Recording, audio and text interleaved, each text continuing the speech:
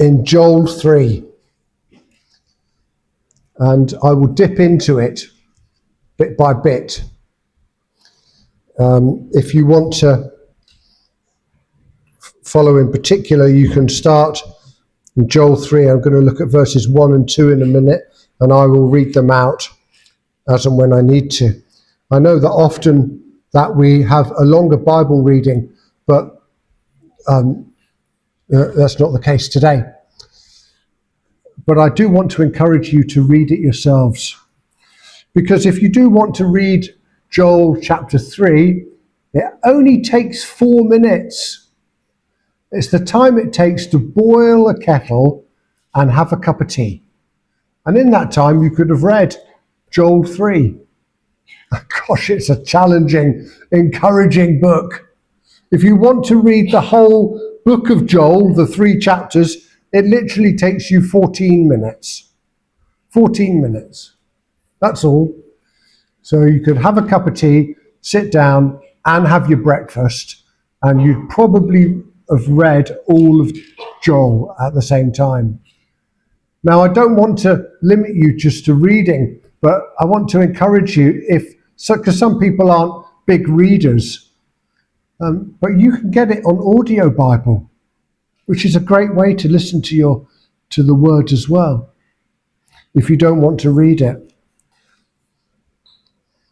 And one of the things that comes out of Joel 3 is the encouragement that God will pour out his Spirit. And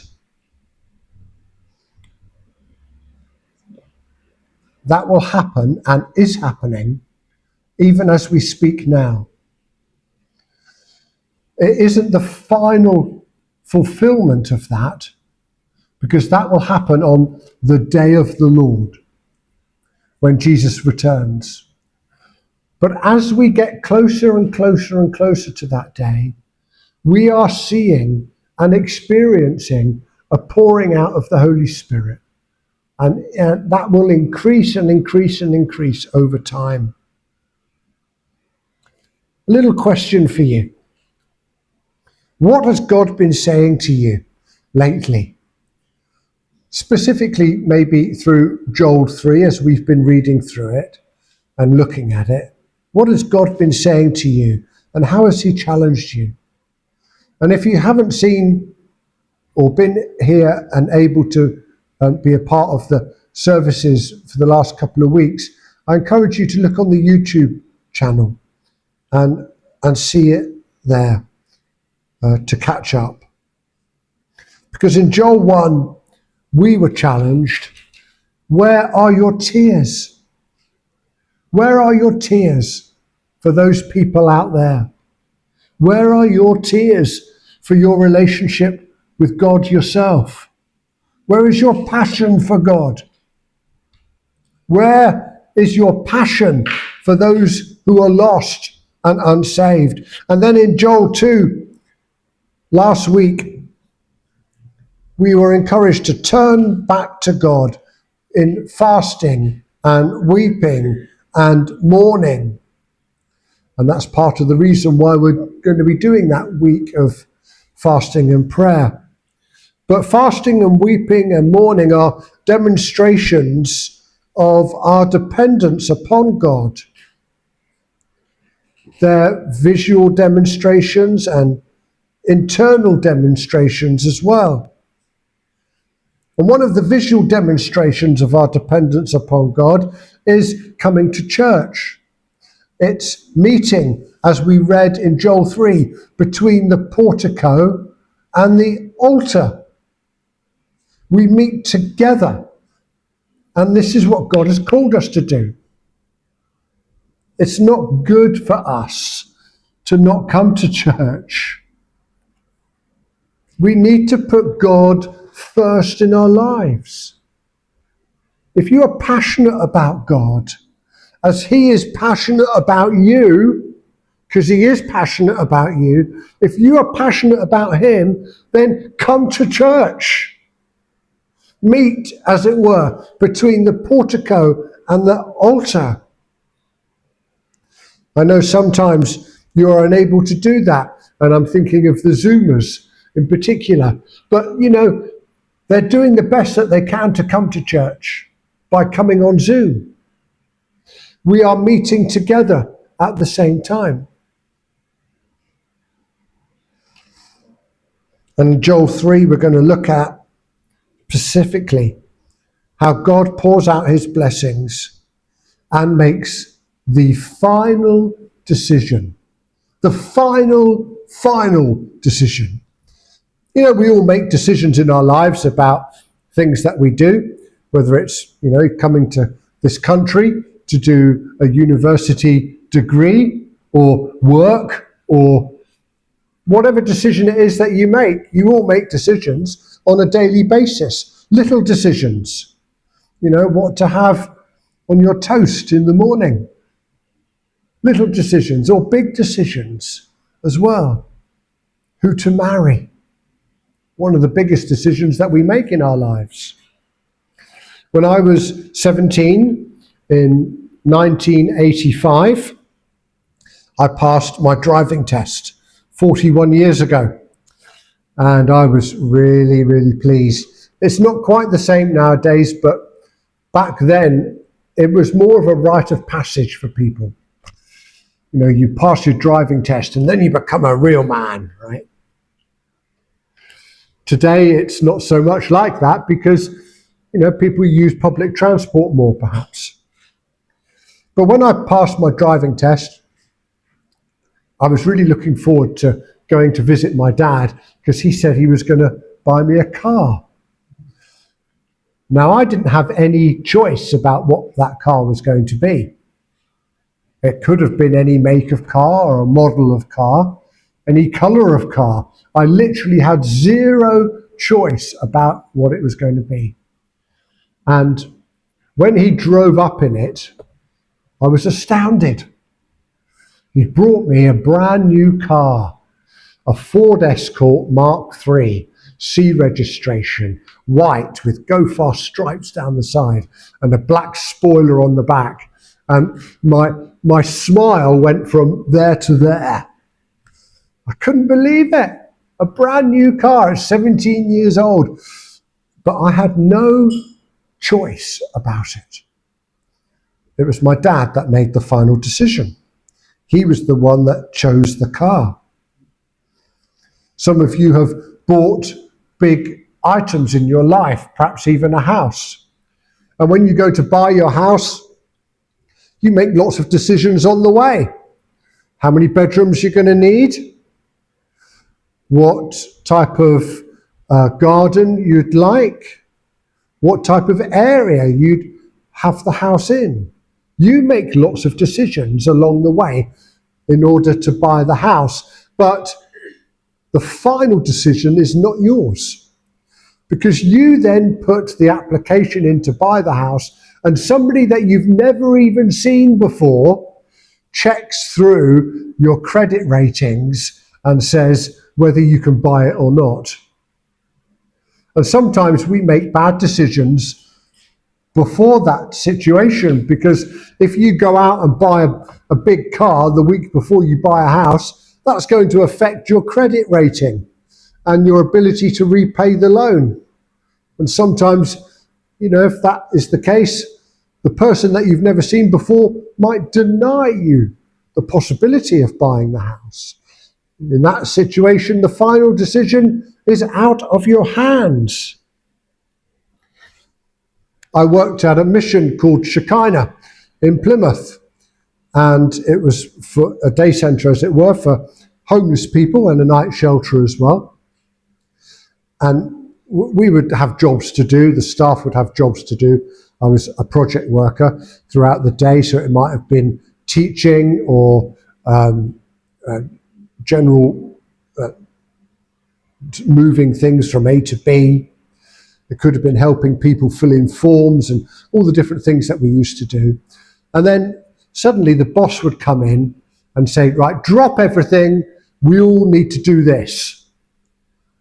The final decision was his, because he was the boss. No matter what we were doing, we had to do what he said.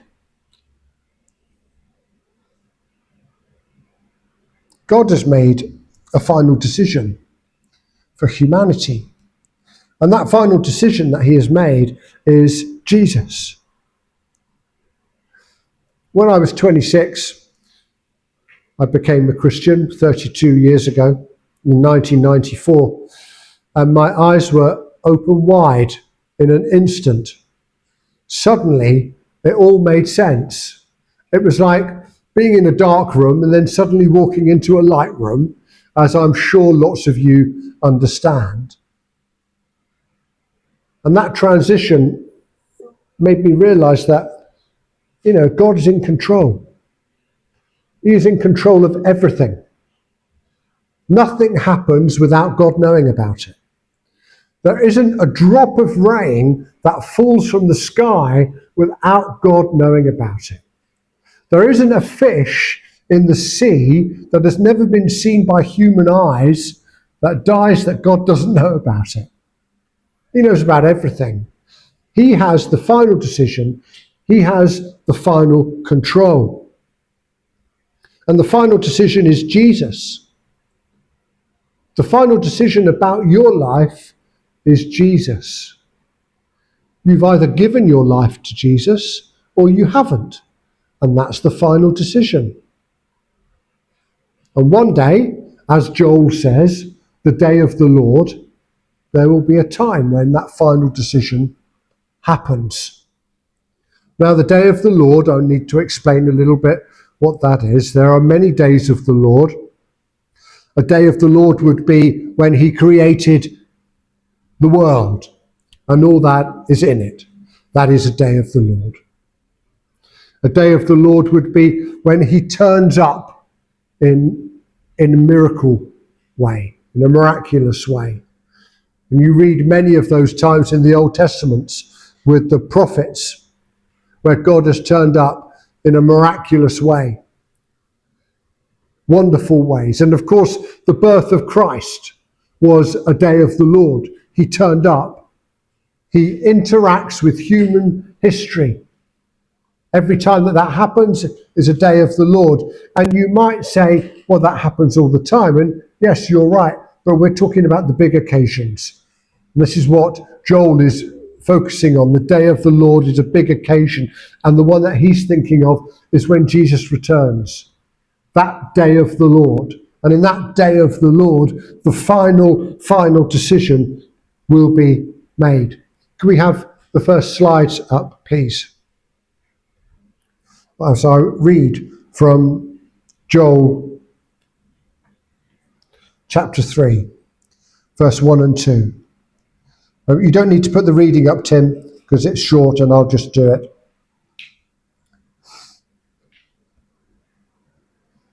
It says, "In those days and at that time, when I restore the fortunes of Judah and Jerusalem, I will gather all nations and bring them down to the valley of Jehoshaphat.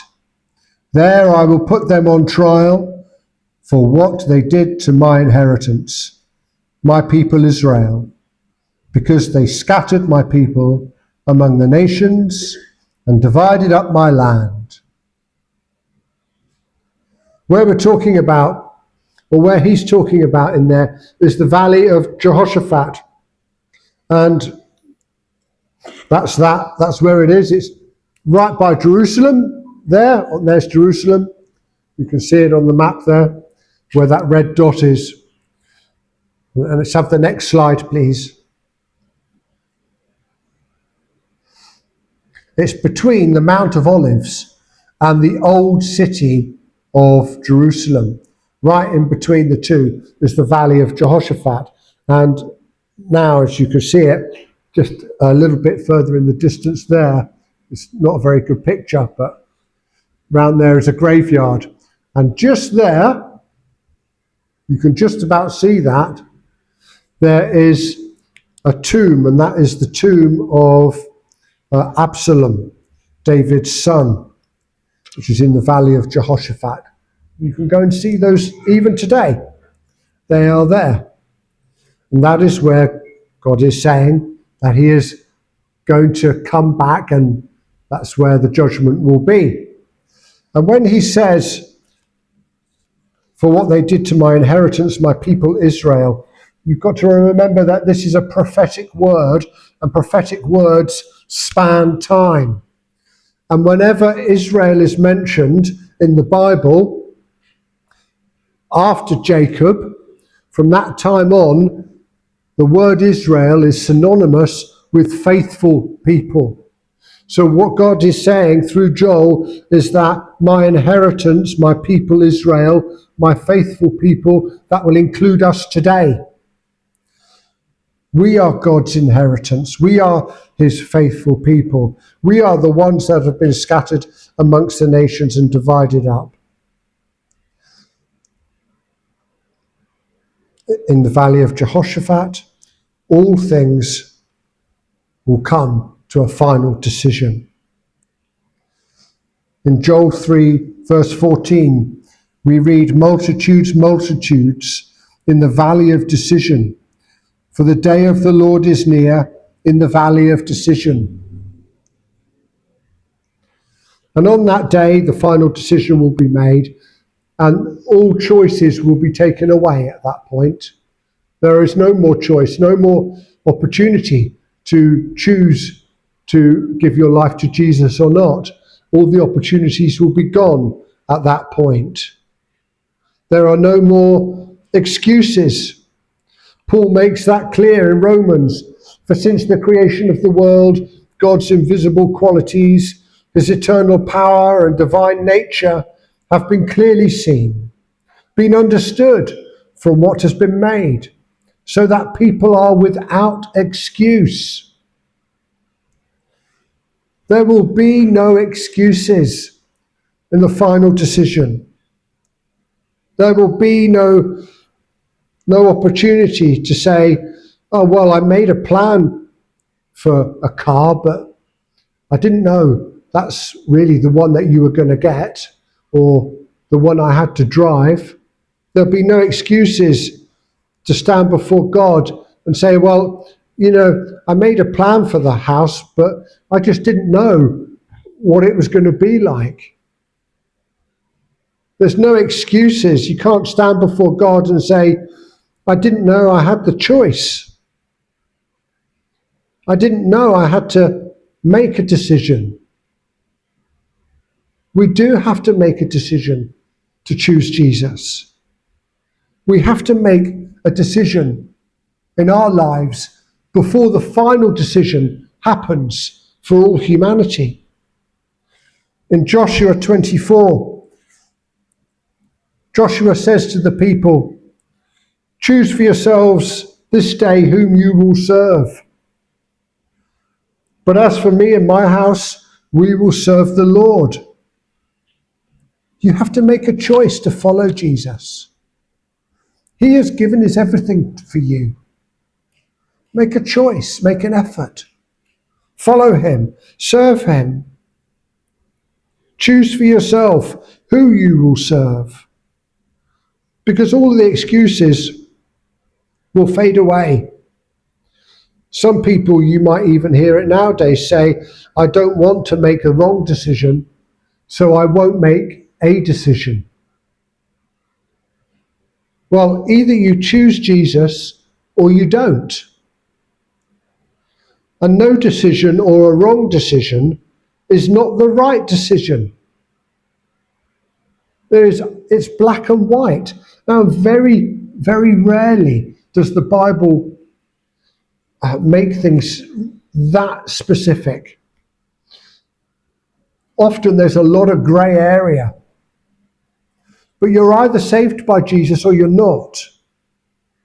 And if you are saved by Jesus, then you're going to be with him in paradise. And if you're not saved by Jesus, then unfortunately, you're not going to be in his presence. And not being in God's presence is hell.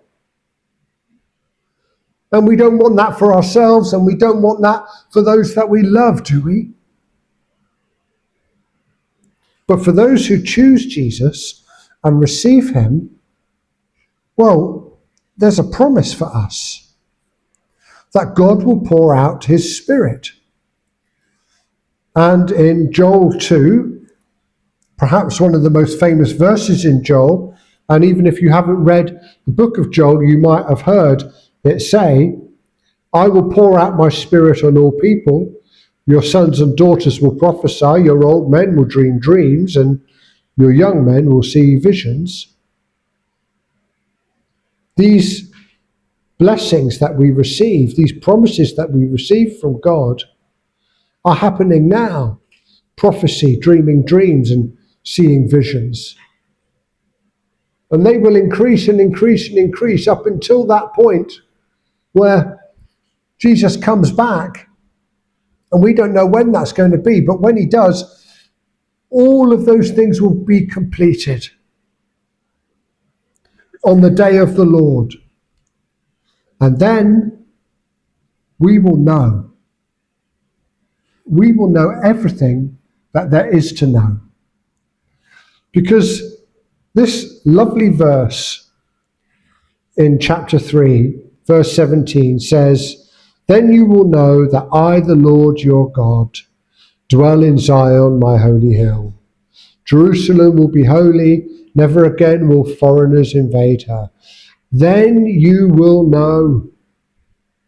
When Jesus comes back, everything that you thought you knew about Jesus will be completed in full understanding.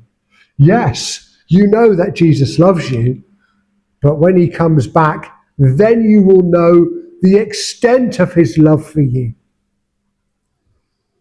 Yes, Jesus has saved you, but when he comes back, you will know all the things that he has saved you from, the things that you never even realized that he's protected you from.